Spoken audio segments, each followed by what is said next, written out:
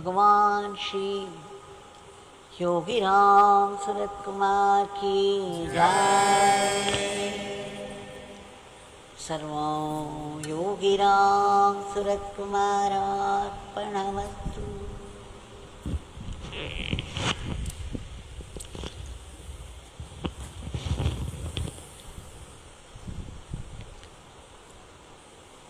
Thanking Bhagwan profusely for the specific grace, a precious grace for us to be able to gather here at this moment in His powerful shrine and sing His powerful, precious Nama. Let us celebrate this blessing by begging Him again and again, 1,000,000 times, for continued, incessant chanting of His name. This is the evening twilight, and we have been filling it up with the powerful Shakti of the Nama.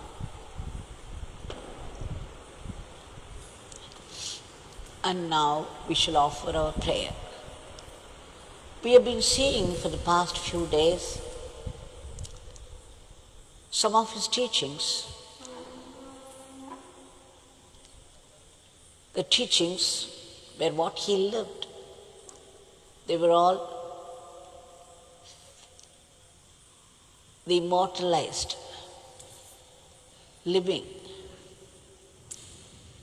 teachings. They are forever and for all, because they have come from the ultimate truth, the source. These great masters, they do not teach from books, they teach from their experience, and they live their teachings. So we have been galloping through some of these teachings, like reducing the desires one after the other. And then we have to see that we do only good to others and not harm them, even by simplest actions or words. Now today we shall see what Bhagwan had to say about faith. Already all of us know what Bhagwan had said, and that repeatedly, that faith is greater than God. Where there is faith, there is God. And where there is faith, there is no fate. This is what Bhagwan has said. And Bhagwan, we had seen how he had warned us that keep chanting the name as much as possible.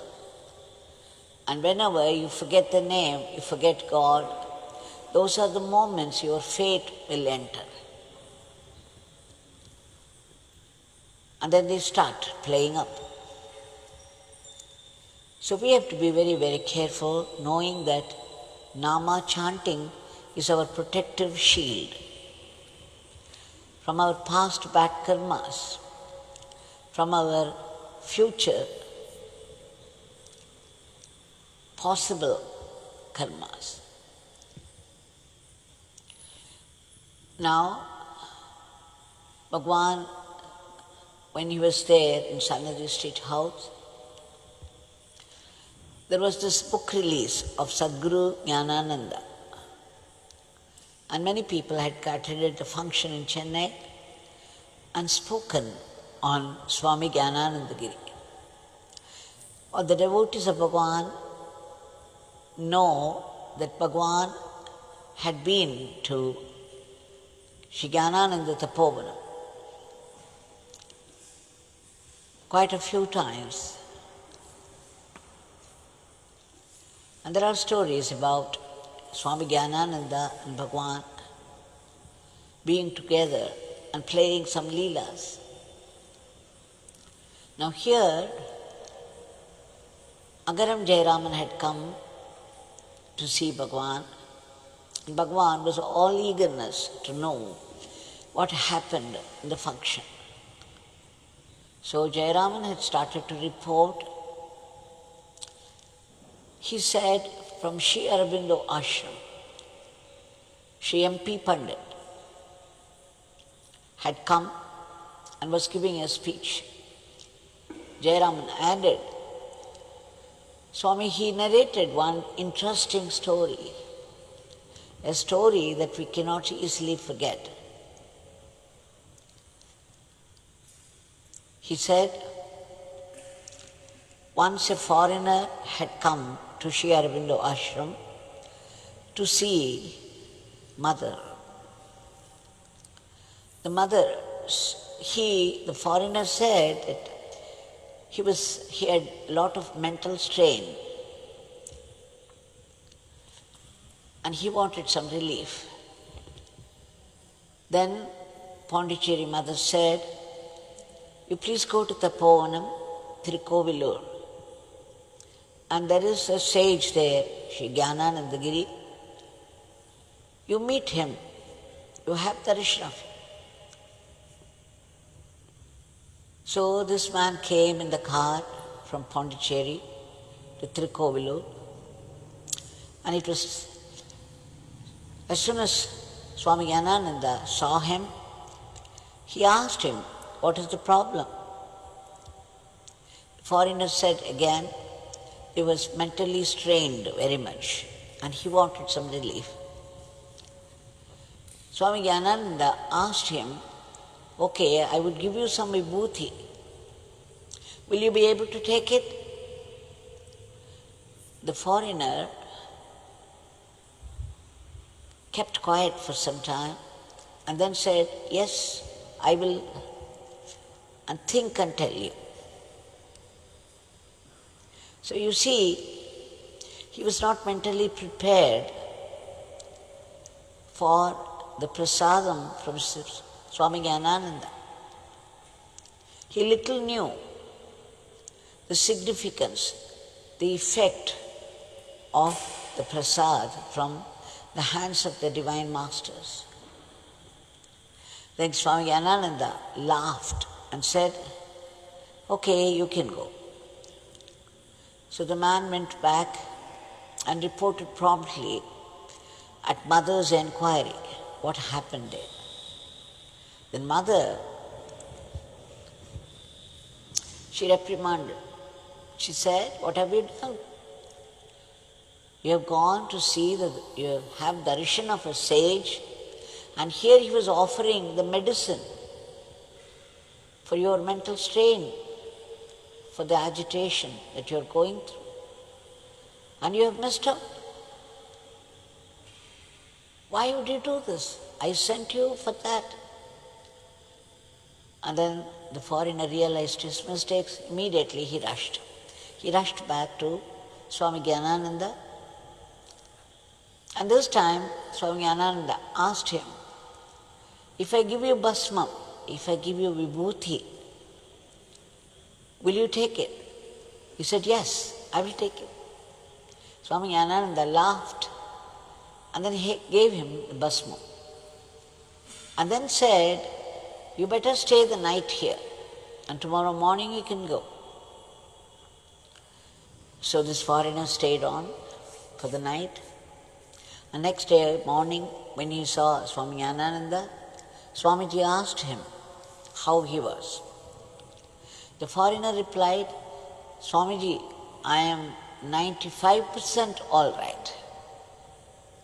Most of it is gone. 95% all right. Swami Gyanananda once again laughed and then said, you can go. Now when the foreigner reported back to Mother Divine of Pondicherry, you know what she said? My dear man, You are all right only 95% because you have faith only 95%. To the extent you have faith in the words of the Master, in the divinity of the Master, to that extent you benefit. Had you 100% faith in Swami Gyanananda, he would have been completely cured by now. So you see, as soon as Agaram Jayaraman narrated the whole thing, Swami said, Panditji is a great man. Just see how he has expressed this faith. And then Bhagavan went on to say that this faith is very, very important. At least we must believe, because we cannot be like those great masters, because we have not experienced God. God is still not the truth for us.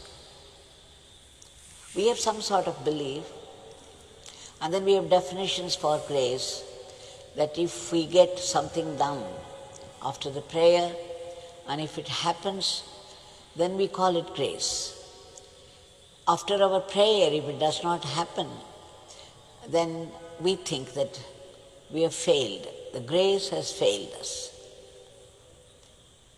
And then some people, of course, would begin to speak negatively about the great masters. But Bhagavan said, faith in the master's words is most important.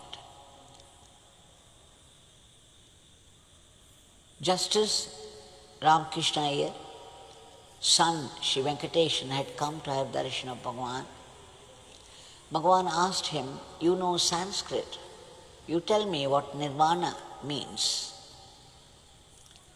Then Shri Venkateshan said, it means the state of fullness, the state of bliss and the state of fullness.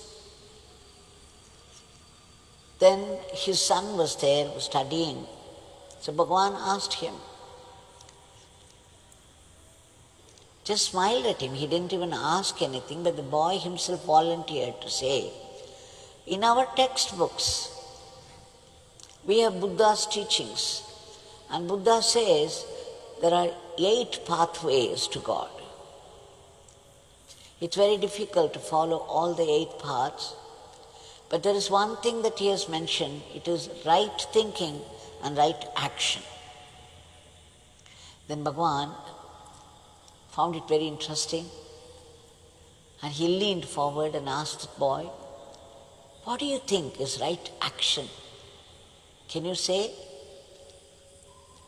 Then the boy said, right action means doing good to others, not harming anybody, either by word or by action. Then Bhagavan smiled once again and said, okay, not harming anybody, fine. Suppose you find yourself in a room with a snake, a poisonous snake. Will you let it go? Will you kill it? Then the boy understood there was something. With folded hands he said very cleverly, Swami, I would pray to you to do the needful. Bhagavan laughed again and blessed him. And then he asked all those people present there, see, Krishna, Lord Krishna was Paramatma. Lord Krishna is Paramatma. When he had come in the human form, in the battlefield, he was urging Arjuna to kill his kith and kin. Is that right? Is that dharma? People kept quiet, not knowing what to say. And then Bhagavan went on to say that It is the dharma of Arjuna because he had been groomed only for that. A Kshatriya's dharma is to destroy the evil and establish dharma. That is the duty of a king. And so, whoever, the Duryodhan and the other Kauravas were wicked people, and they were doing wicked things. And they had to be destroyed. They had to be killed. But then there were very good people, Pitamaha, Bhishma, Dronacharya, many other good people. They were also killed by Arjuna. Is that dharma? And then Bhagwan himself answered, saying that even if people are good, when they side with the evil people, when they support the evil people, then they also have to be killed. It was the dharma of Arjuna to do that. No matter how close they were in relationship with Arjuna, they were siding with the wicked people. They were supporting. So they had to meet with their fate. And then Bhagwan said, so you see, dharma changes from situation to situation, from people to people. And then he came back to the word nirvana. So you see, this nirvana, you say, is the state of fullness. Then he quoted a sloka which starts like this, Apuryamanam, Achala Pratishtam. Then he went on to explain the meaning himself. He said, the jnanis, the sages, they are like the samudram, the ocean. Just as the ocean keeps up his level all the time and does not bother whether the waters are flowing, the waters of the rivers, the varied rivers, are flowing into it or not. It always keeps up its level. It doesn't overflow into the cities, nor does it recede, because the rivers are not bringing waters during summer. Likewise, all the jnanis are in a state of fullness already. They are in a state of bliss. They do not lack anything. And even if the worldly desires, the worldly temptations are perceptible, they come into their perception, they have no hold over them. The jnanis will still be full and not react to them. Just an ordinary man, he would become restless. He would go after those pleasures, but the jnanis, they are already in bliss, and even though the things of the worldly pleasures come into their perception, they would not be affected by it. And then Bhagwan said, how to get this nirvana? We started to say right thinking and right action. Now what is right action? He came back to the second question. And then again he himself answered, since all the people cannot attain the state of nirvana, they have to find people who have attained that state. They have to find the great masters who are in that state and start serving them. They have to have faith in the words of these great masters, and with that faith they must do seva to these great masters. So doing seva to a great master is the best thing for ordinary people, because the great masters can very easily take them to the higher levels and finally merge them with God. They would take them to their own state of nirvana. But then Bhagwan included himself and said, we people have to have faith in the words of the great master and serve them in the spirit of surrender to their full satisfaction. This is the only way to reach the state of nirvana, the shortest and the easiest way is to offer ourselves to the seva of the Guru. So let us remember this and conclude these teachings, because today is November 2nd, and for the rest of the month there will be no satsang. There will be Deepam festival, and there will be a lot more work, and there will be Veda Parayana also. To Bhagwan, Nama is one eye and Vedas the other eye. So the ashram caters to the Nama chanting from morning 6 to evening 7:15. And at the same time, we have Rudram and Upanishad chanting, Veda Parayana, especially during the festival of Deepam. And so let us conclude with a prayer to Bhagwan. Bhagwan, we can only beg you, and we beg you crores of times, for your divine grace,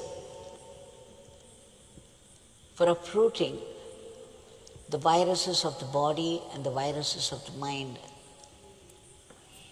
Viruses of the mind,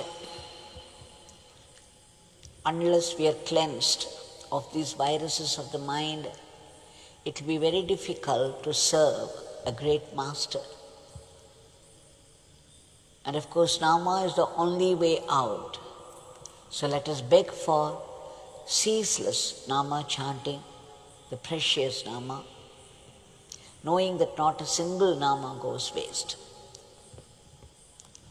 And let us pray to Bhagwan to protect and give the all-round welfare for all those people who are unmindful of their own comforts, slogging, working hard for the sake of the others. We shall beg again for a boost to our economy, and finally, we shall beg him for the right attitude to life. That is, the attitude of being an instrument in the hands of the divine, so that we would not be caught by Maya and run our everyday life as an offering to him. And that we should do with gratitude for all the blessings we have already received. We have to recognize and celebrate the grace behind it. And finally, let us seek that ultimate, supreme blessing for complete purification of the mind and the body, so that we could see only His presence, His vibrant presence, everywhere, in everything. Bhagwan says, my Father alone exists. There is nothing else, no one else. So we should be able to see this vibrant presence everywhere, in everything. That is the goal of life. And we should see only the divine leelas in all happenings of life, in all happenings of the world. And we should be mentally prepared. We must have that mental preparation by purification, so that we could see even the most devastating experiences of life, devastating sufferings of life, the hidden grace, the hidden blessing of God meant for our spiritual growth. Let us pray to Bhagwan again and again, soulfully, intensely, 1,000,000 times every day, for that eternal living in God. Jai Yogi Ramsuratkumar.